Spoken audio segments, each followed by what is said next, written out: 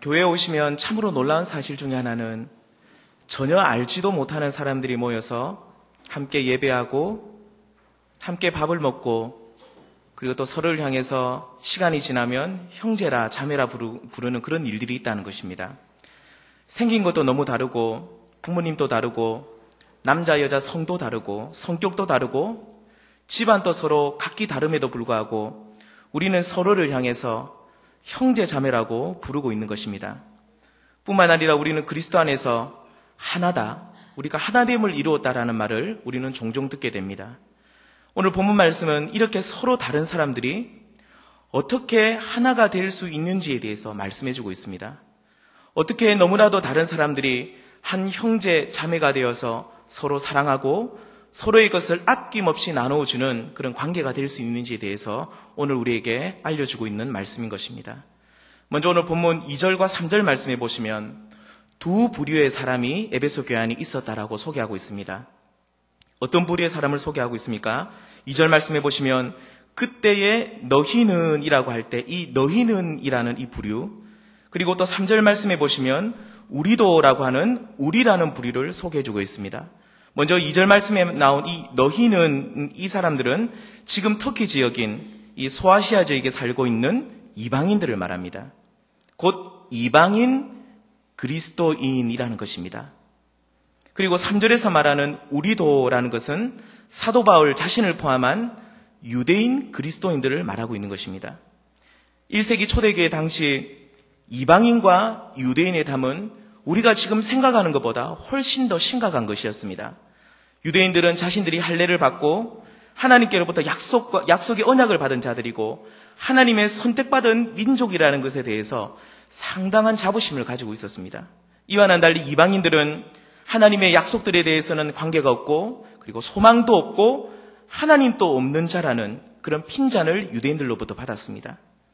초대교회 안에서 이방인 그리스도인들과 유대인 그리스도인들은 다 함께 그리스도를 통해서 구원받았음에도 불구하고 여전히 이들 가운데서는 심각한 담이 그들 가운데는 있었다는 것입니다. 이러한 문제는 초대교회 대부분의 교회가 겪고 있던 문제였고 특별히 소아시아 지역의 교회인 이 에베소 교회, 이 에베소 교회에서는 이 문제가 더욱 심각한 문제로 대두되었던 것 같습니다.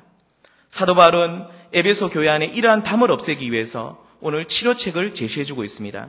그 치료 방법은 이들 안에 동질감을 확인시켜주는 것입니다. 이방인 그리스도인들과 유대인 그리스도인들, 그 사이에 공통 분모가 있다는 것입니다.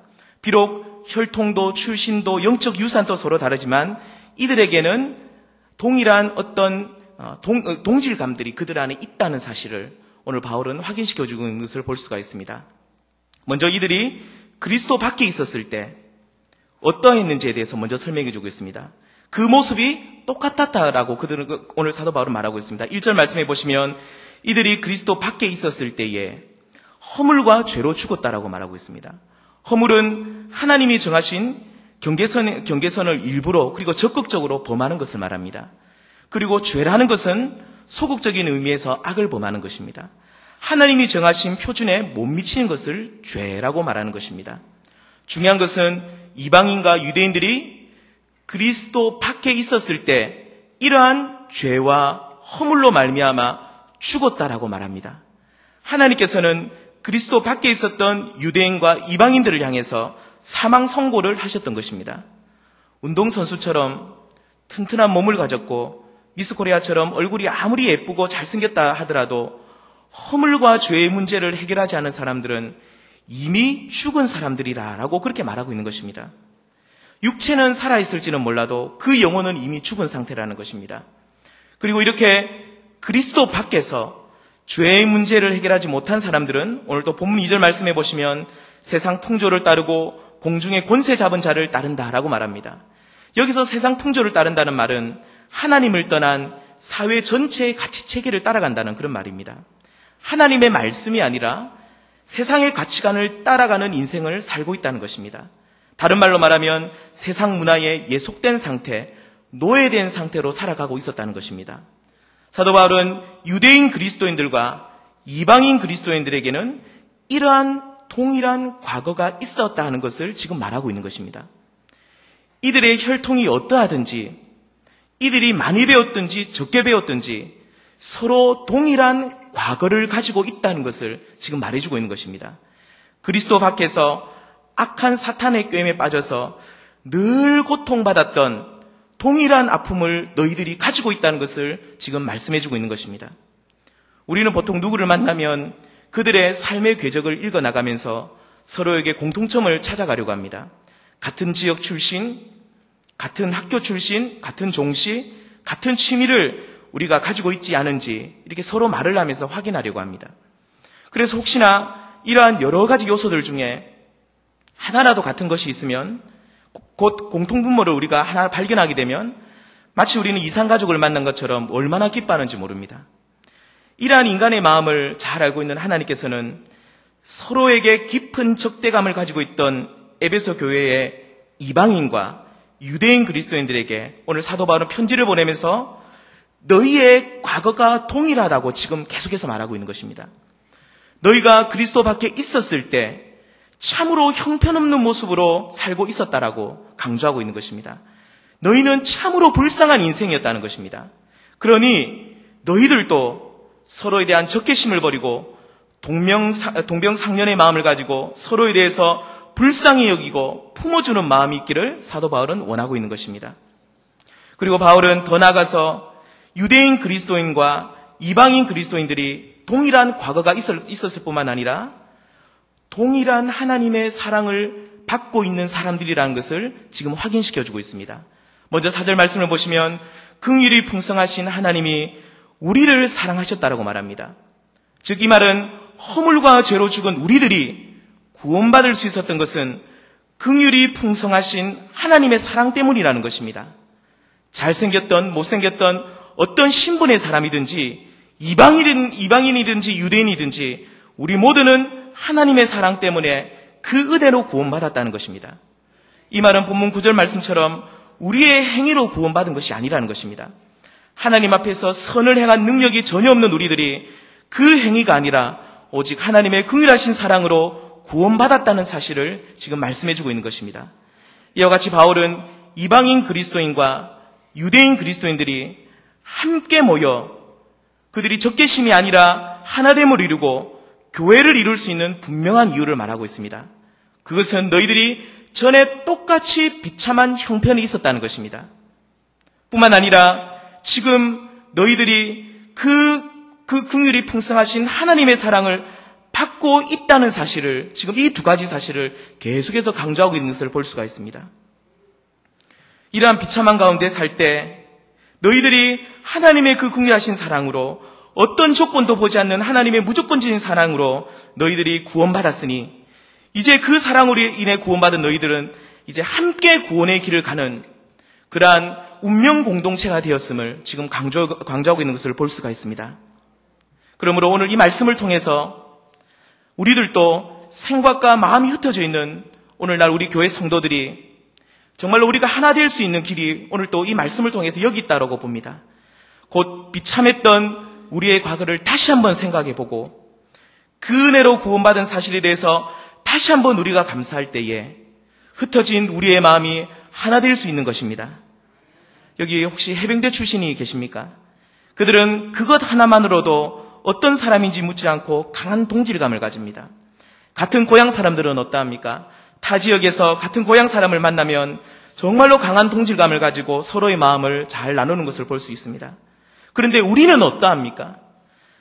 당신의 과거는 어떠했습니까? 라고 묻는다면 우리의 모두의 대답은 동일할 것입니다. 전에는 허물과 죄로 죽었었고 세상 풍조를 따라갔었고 공중권세 잡은 자를 따라갔던 비참한 사람들이었다라고 우리는 동일하게 대답할 것입니다. 이것은 같은 해병대 출신보다, 같은 고향보다, 같은 학교보다 더 끈끈한 유대감과 동질감을 줄 것으로 믿습니다. 이러한 유대감과 동질감을 가지고 있는 사람은 중요한 것은 누구도 차별하지 않는다는 것입니다. 동일한 과거를 가지고 있는 우리들이 지금 동일한 사랑을 받고 있는 저 성도를, 저 형제를, 저 자매를 우리가 함부로 폄하하지 않는다는 것입니다. 그리고 하나님은 나뿐만 아니라 저 사람도 지금 사랑하고 있다는 사실을 우리가 한번 생각해 보면 함부로 그 사람에 대해서 비판하거나 미워할 수 없다는 것입니다. 누구는 미워하고 누구는 사랑하고 그렇게 할 수 없다는 것입니다. 나 같은 사람까지도 하나님께서 사랑하셨는데, 나 같은 사람까지도 하나님께서 나를 용납해 주셨는데, 우리는 교회 안에서 나와 생각이 다르고 성격이 다르고 성향이 다르다고 우리가 그들을 미워하거나 정죄할 수 없다는 것입니다. 오직 우리는 나 같은 죄인까지도 사랑하신 주님의 사랑을 다시 한번 생각한다면 우리는 그들을 사랑하려고, 우리와 비록 다르다 할지라도 그들을 품어주려고 노력할 것입니다. 지난번에 송도 쪽에 신방을 하는데 초등학교 6학년쯤 되어 보이는 남자아이가 6살이 내지 한 7살 정도 되는 아이들에게 놀림받는 것을 봤습니다. 약간 아이가 좀 아픈 아이였습니다. 심지어 어떤 아이는 발길질까지 합니다. 혼내주려고, 그래서 제가 보다가 못해서 혼내주려고 차에서 내려보니까 이미 어린아이들은 도망갔고 또 놀림받던 그 덩치가 큰 남자아이는 투덜투덜 하면서 저기 멀리 가고 있었습니다. 이 어린아이들까지도 왜, 참 같은 어린아이들인데 사실 왜 이 아이를 왜 괴롭혔겠습니까?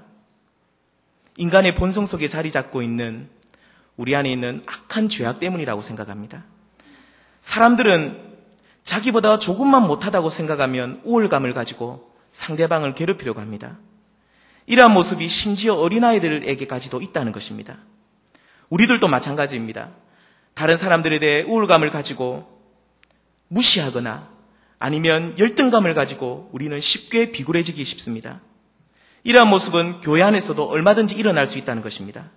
그래서 우리에게 필요한 것은 과거를 생각하는 것입니다. 똑같이 비참한 처지에 있었던 우리 자신을 생각해야 된다는 것입니다. 그리고 하나님의 동일한 은혜로 구원받은 우리 자신을 인식해야 됩니다. 이것이 하늘과 땅처럼 멀리 있던 우리들이 하나 될 수 있는 길이라는 것입니다. 마지막으로 이렇게 동일한 과거를 가지고 동일한 사랑을 받고 있는 우리들은 현재 어떤 모습으로 지금 서 있다고 성경은 말하고 있습니까? 오늘 5절과 6절 말씀에 기록되어 있습니다. 여기 보시면 이방인 그리스도인과 유대인 그리스도인들 모두 우리라고 부르는 것을 볼 수 있습니다. 여기서는 이제부터 우리라고 부릅니다. 2절과 3절에서는 이방인 그리스도인들을 너희라고 불렀고 유대인 그리스도인들을 우리라고 불렀는데 이제 여기서부터는 5절 말씀부터는 이 모든 사람들을 우리라고 부르면서 그 안에 있는 높은 담을 허물고 있는 것을 볼 수 있습니다. 여기에 보시면 허물과 죄로 죽은 우리들이 그리스도와 함께 살아났고 5절 말씀에 보면 살아났다 나와 있습니다. 6절에서는 그리스도와 함께 일어났고 후에는 그리스도와 함께 하늘에 앉을 사람이라고 말하고 있습니다. 그리스도 밖에서 정말로 비참한 삶을 살았던 우리들이 정말로 이제는 너무나도 다른, 정말로 지금은 영적으로 참으로 많은 축복을 우리가 지금 받았다는 사실을 강조하고 있는 것입니다. 그리스도 안에 있는 자는 생명을 얻고 부활하고 그리고 후에는 천국에서 영원히 주님과 함께 살 것이라는 그런 말씀을 해주고 있는 것입니다. 그리스도 안에 있는 우리는 이러한 축복을 함께 공유하고 있는 자들입니다. 그리스도를 받는 자들에게는 이러한 은혜가 차별 없이 주어졌다는 사실을 우리 성도님들 믿으시길 바랍니다. 비참했던 과거뿐만 아니라 축복받고 있는 현재와 심지어 영광스러운 미래까지도 동일한 길을 우리가 가게 된다는 것입니다. 과거의 아픔, 현재의 축복, 미래의 영광까지도 함께 누리는 것이 바로 우리 성도들이라는 것입니다. 이렇게 많은 동질감을 가지고 있는데 우리가 어찌 서로에 대해서 사랑하지 않을 수 있겠습니까? 여기에 계신 성도님들께서도 우리 안에 있는 이러한 동질감을 다시 한번 확인하기를 바랍니다. 그리고 우리 성도님들은, 여기에 계신 우리 성도님들을 더 깊이 사랑하고 이해하시기를 바랍니다. 우리에게는 아픈 과거를, 정말로 비참했던 우리 자신들을 늘 생각하시면서, 그리고 지금 현재 우리가 서 있는 영적 위치를 늘 인식하시면서 서로를 더 깊이 이해하시고 사랑하시기를 바랍니다. 물과 기름같이 서로 화합하지 못했던 에베소 교회 안에 이방인 그리스도인들과 유대인 그리스도인들이 정말로 서로 같은 과거와 현재와 미래를 가졌다는 이 동질감을 통해서 하나가 되었듯이 우리들도 주님 안에서 하나 되기를 바랍니다. 그래서 우리 교회 안에는 분열이나 다툼은 조금도 없고 오직 하나님의 능력과 역사만이 나타나는 온전히 하나님께서 하나됨을 이루어 나가는 그런 복된 재단이 되길 간절히 소망합니다.